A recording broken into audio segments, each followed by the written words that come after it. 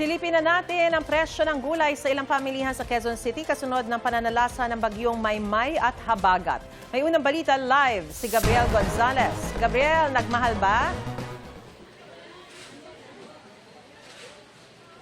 Maris, mataas na nga ang presyo ng gulay, ng ilang gulay mula sa Benguet na ibinabagsak dito sa Juliana Market sa Quezon City. Dahil umano sa bagyo, ayon nga sa ilang nagtitinda na ating nakausap, hindi pa man bumabagyo ay tumaas na ang presyo ng mga gulay dito sa pamilihan. Apektado na ng masamang panahong dulot ng bagyong Maymay at Habagat ang mga gulay na ibinabagsak sa Juliana Market.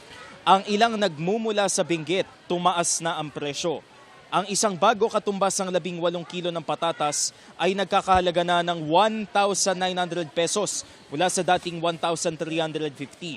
Katumbas ito ng 105 pesos per kilo mula sa dating 75. Ang sayote naman nasa 550 pesos na ang isang bulto o 25 pesos per kilo mula sa dating 400 pesos. Katumbas naman ito ng 24 pesos kada kilo mula sa dating 16 pesos.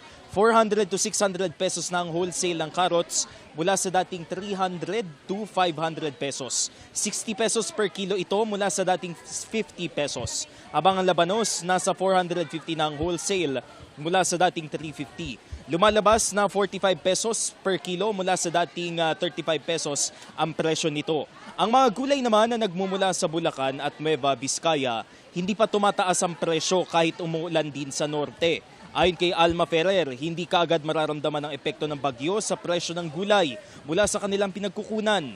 Ang ibang tindera naman dismayado dahil hindi pa man bumabagyo, pataas na ng pataas ang presyo ng gulay. Talong-talo rin daw sila dahil mas binibili ang mga imported kaysa mga lokal na gulay.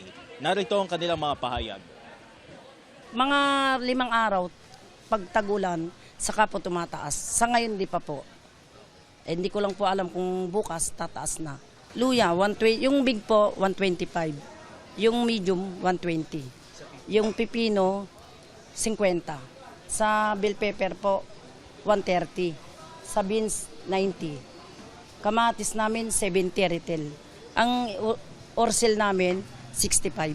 Pag minsan may dumating dito na marami na mga carrots, gano'n. Wala. Hindi mabibili yung carrots namin. May kalabang kaming price dito.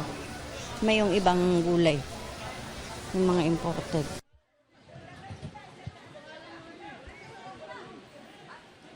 Mariz, ang Juliana Market dito sa Balintawak sa Quezon City kung saan tayo nakatayo ngayon ay bagsakan ng mga gulay mula sa Benguet, Nueva Vizcaya, Bulacan at Batangas dito kung kaya't mas mura ang mga gulay na nabibili sa nasabing pamilihan.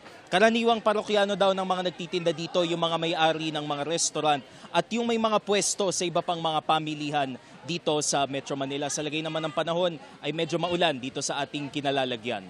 At yan ang unang balita mula rito sa Quezon City. Gabriel Gonzalez, GMA News.